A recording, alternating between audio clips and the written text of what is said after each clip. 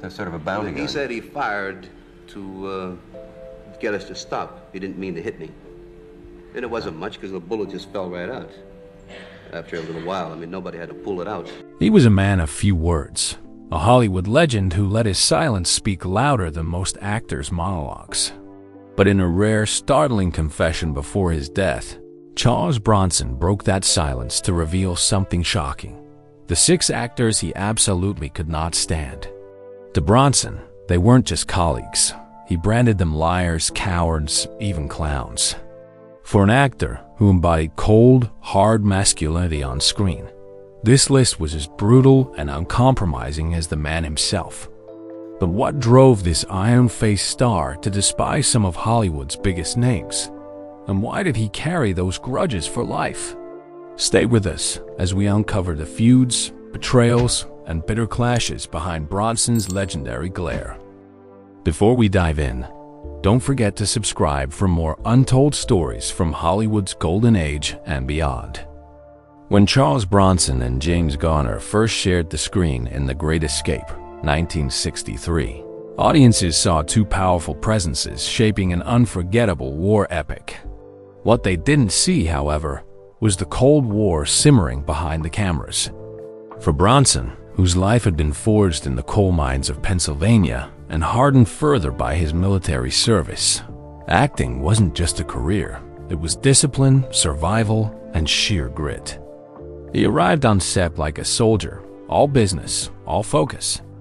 Garner, by contrast, came from a world of television and lighthearted comedy, a man whose smile and wit made him universally likable.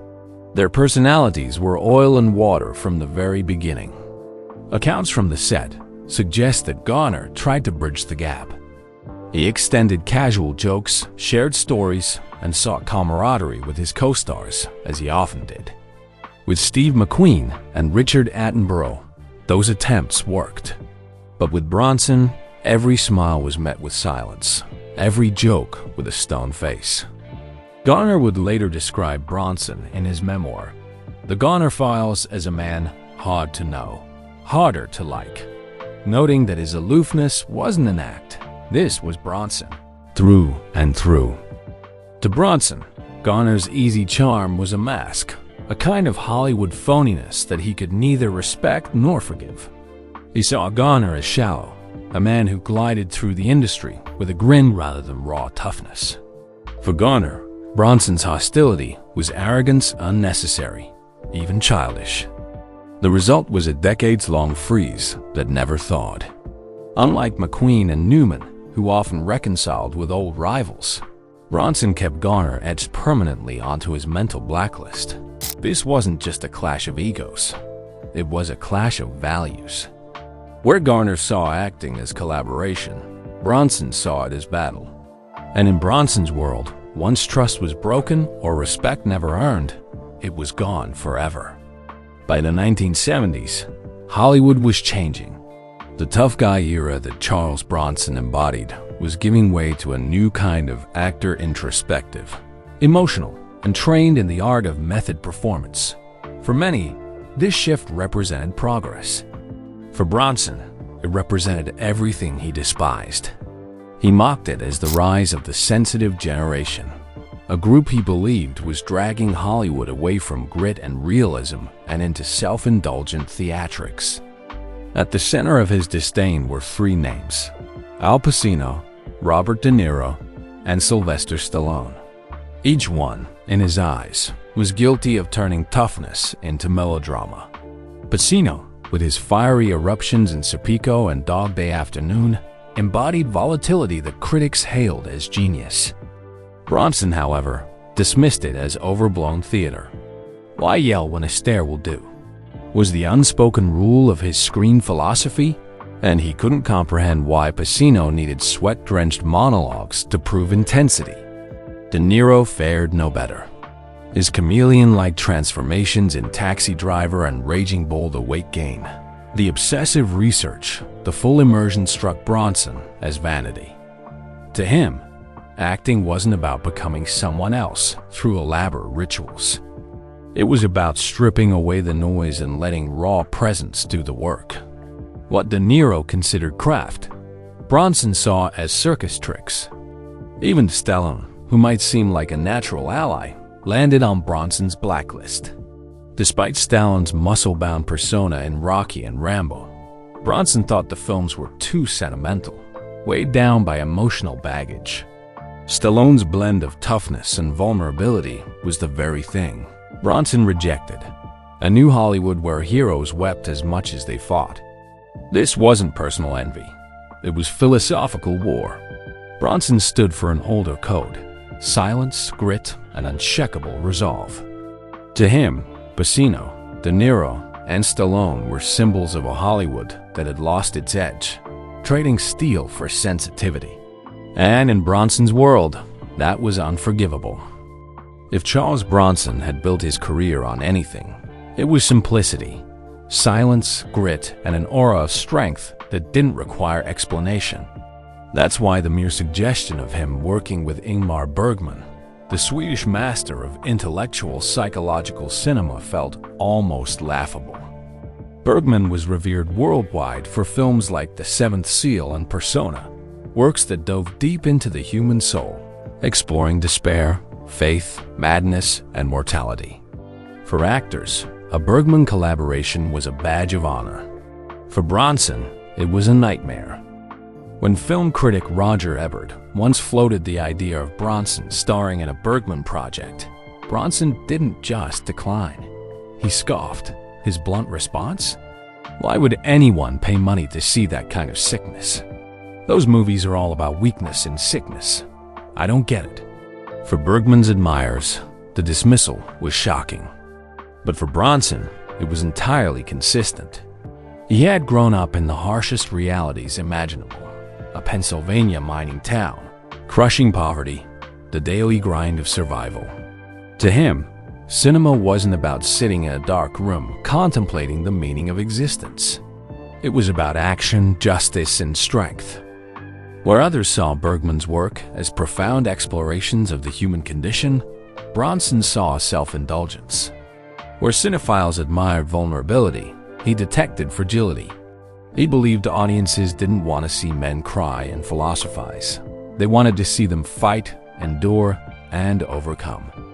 This wasn't an act or a public persona. It was Bronson's core belief, rooted in the life he had lived. By scorning Bergman, Bronson drew a line in the sand. He wanted nothing to do with the intellectual elite of cinema, no matter how prestigious. For him, strength was silent, not spoken. Vulnerability was weakness, not art. And Bergman, with all his existential musings, represented the very opposite of the Bronson Code. Some of Charles Bronson's feuds were forged on film sets. Others sparked in far less expected places like Hollywood parties. One of the most surprising names on his blacklist wasn't a fellow action star or a rival director, but the king of rock and roll himself, Elvis Presley. The two never shared a screen, but in the late 1960s or early 70s, their paths crossed at a social gathering. Presley, surrounded as always by his loyal entourage, approached Bronson with warmth. Elvis was used to admiration. He was the king, after all, accustomed to deference from entertainers and fans alike. But Bronson wasn't wired to play that game. When Elvis extended friendliness, Bronson met him with indifference. Worse, he reportedly undercut Presley with sarcastic remarks, dismissing his fame as image over talent. One biting comment still echoes through accounts of the night. Bronson allegedly mocked Elvis as a muscle-bound smart aleck, a jab at both his flashy stage presence and his attempts at martial arts toughness.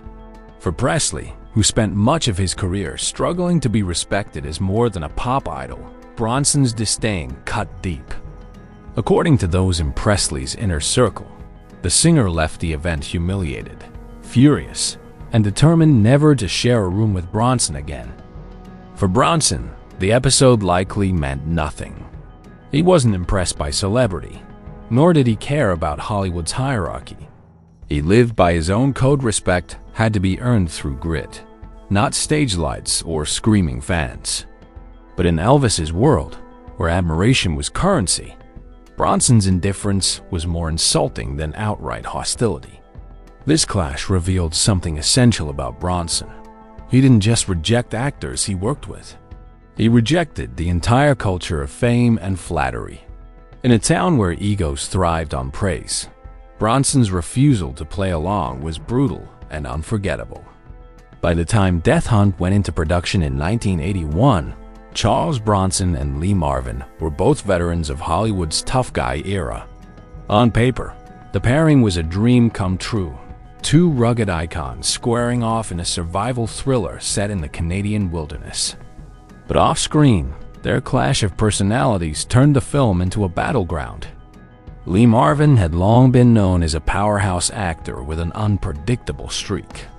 He was brilliant on screen, but often, his heavy drinking and volatile behavior were infamous. For some, that wild energy added charm. For Bronson, it was intolerable.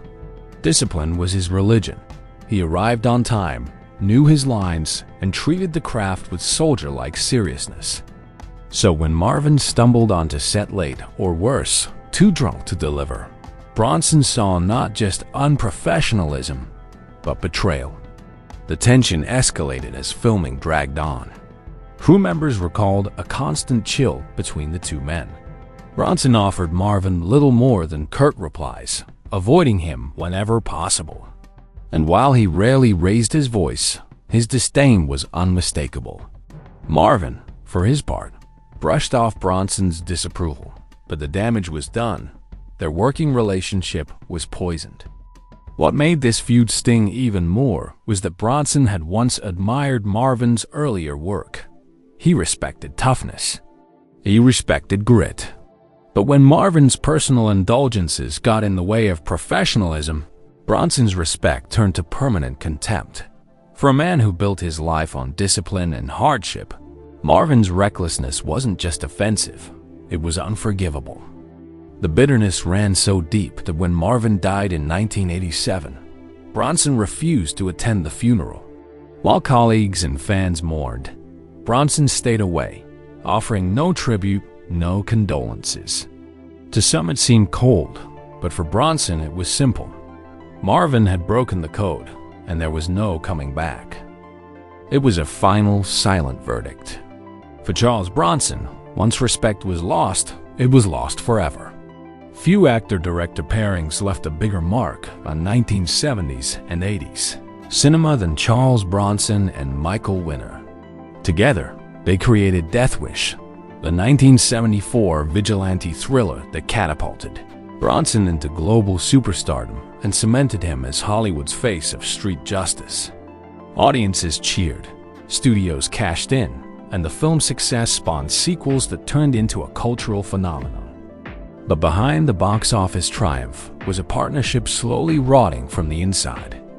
Michael Winner was flamboyant, brash, and loud, everything Bronson was not. He thrived on attention, shouted directions across sets, and relished in the chaos of production. Bronson, by contrast, was quiet, disciplined, and allergic to Hollywood theatrics. At first, Bronson tolerated Winner's antics because Death Wish was fresh and daring. But as the sequels piled up, Bronson began to see Winner not as a collaborator, but as a liability. By the time Death Wish 3 rolled around in 1985, their relationship had completely soured. Bronson reportedly referred to the production as a circus, and his patience for Winner's style had evaporated. He bristled at Winner's obsession with spectacle, his tendency to recycle ideas, and his habit of barking orders rather than working collaboratively. To Bronson, Winner wasn't just sloppy, he was arrogant. And arrogance, in Bronson's code, was intolerable. Privately, Bronson called Winner the worst director I've ever worked with, a cunning remark from a man who rarely wasted words. On set, the two barely spoke, often communicating through intermediaries. Bronson fulfilled his contractual obligations, but his enthusiasm was gone. Once the cameras stopped rolling, he vowed never to work with Winner again. Winner, true to form, downplayed the feud in public, praising Bronson whenever asked. But those close to Bronson knew the truth. the partnership was dead. Bronson had cut ties permanently, leaving their once iconic collaboration as a cautionary tale of what happens when opposites clash too hard. For Bronson, Death Wish may have made him a legend, but working with Michael Winner came at a cost he refused to pay again. If there was one thing Charles Bronson was known for, beyond his stoic presence on screen, it was his ability to hold a grudge. In an industry where feuds often burned bright and then fizzled into reconciliation, Bronson stood apart. He carried his resentments like scars, permanent and unhealed. To those who knew him, it was clear. Once you crossed Bronson, you were etched onto a mental blacklist that never faded. Unlike contemporaries such as Steve McQueen or Paul Newman, who could feud 1 year and shake hands the next, Bronson rarely forgave. His grudges weren't performative, weren't crafted for publicity, and certainly weren't designed to generate headlines. They were personal. They came from a worldview built on survival, loyalty, and toughness. If someone violated that code, Bronson didn't just dislike them, he erased them from his circle entirely. This mindset helps explain why his conflicts with actors like James Garner or Lee Marvin never softened with time. Garner later reflected on their icy relationship, but Bronson never budged. Marvin's funeral passed without a word from him. Even when their peers reconciled old rivalries for the sake of camaraderie or legacy, Bronson refused. To him, compromise meant weakness. Some saw this as stubbornness, even cruelty. But to Bronson, it was principle. He had clawed his way out of the mines of Pennsylvania through poverty, hardship, and war. His life was built on discipline and grit, not charm or social politics. Hollywood was filled with egos, flattery, and phoniness traits he despised. Carrying a blacklist wasn't spiteful to him. It was survival in a business where trust was rare and betrayal common. This unforgiving streak added to his myth. Bronson wasn't just a man who played cold, hard heroes. He lived by the same rules. And in doing so, he became a figure both feared and respected. An actor who never forgot and never forgave. To understand why Charles Bronson carried his grudges so fiercely, you have to look beyond the Hollywood sets and into the life that shaped him. Long before the fame, Bronson was not a movie star. He was the son of a poor coal miner in the rough hills of Pennsylvania. He grew up in a family so impoverished that he once wore his sister's hand-me-down dress to school because they couldn't afford clothes. Hunger, hardship, and humiliation weren't abstract ideas for him. They were daily realities. That upbringing carved him into a man who measured worth in toughness, loyalty, and resilience. When World War II came, Bronson served in combat, experiencing horrors most Hollywood actors could only pretend to understand. By the time he reached Hollywood, he was already a survivor, a man whose silence was not performance, but protection. He didn't have patience for phoniness, arrogance, or weakness. This background explains why he looked at Hollywood's glittering stars with suspicion. To him, the parties, the cocktail circuits, and the endless smiles meant nothing. What mattered was discipline, honesty, and strength. If someone betrayed those values, whether it was James Garner with his charm, Lee Marvin with his recklessness, or Michael Winner with his arrogance, Bronson simply shut them out. In his world, once respect was broken, it was beyond repair. And yet, this same harshness was also what made him magnetic. Audiences sensed that Bronson wasn't acting when he stared down villains with cold fury. He had lived real hardship, and it radiated through his performances. His grudges weren't the quirks of a diva, they were the code of a man who had survived too much to waste time on people he didn't trust. Behind the feuds and bitterness was a man forged by struggle. And that struggle never left him, even when he was one of Hollywood's highest paid stars. Charles Bronson may have been one of Hollywood's most silent men, but when it came to his grudges, his silence spoke volumes.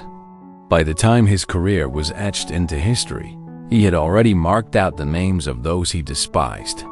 James Garner, whose easy charm clashed with Bronson's cold discipline. Al Pacino, Robert De Niro, and Sylvester Stallone, whose sensitive generation of acting he mocked as weakness. Ingmar Bergman, whose cerebral films he dismissed as sickness. Elvis Presley, whose fame he stripped of its glamour with cutting indifference. Lee Marvin, whose reckless drinking turned admiration into disgust. And Michael Winner, the director he once collaborated with but later condemned as arrogant and shallow. For Bronson, these weren't casual dislikes or petty rivalries. They were lifelong verdicts. While other stars reconciled with their enemies, Bronson carried his blacklist like a soldier carries scars, permanent, unforgiven, and part of his identity. He wasn't interested in making peace, because in his world, peace meant compromise. And compromise meant weakness. But was Bronson's coldness a strength, or was it a prison he built around himself? His background, poverty, war, survival, explains why he distrusted Hollywood's glitter and resisted its egos. Yet it also left him isolated, unable or unwilling to let grudges go. To some, that made him principled. To others, it made him unreachable. What is certain is that Bronson lived and died by his own code. He played men of iron will on screen because that's who he was off screen too. His legacy remains one of toughness and unyielding integrity, but also of bitterness that never melted away. So what do you think? Was Charles Bronson a man of principle, standing firm against phoniness and weakness? Or was he a man too hardened by life to forgive? Share your thoughts in the comments, and don't forget to like, subscribe, and join us for more untold stories from Hollywood's golden age and beyond.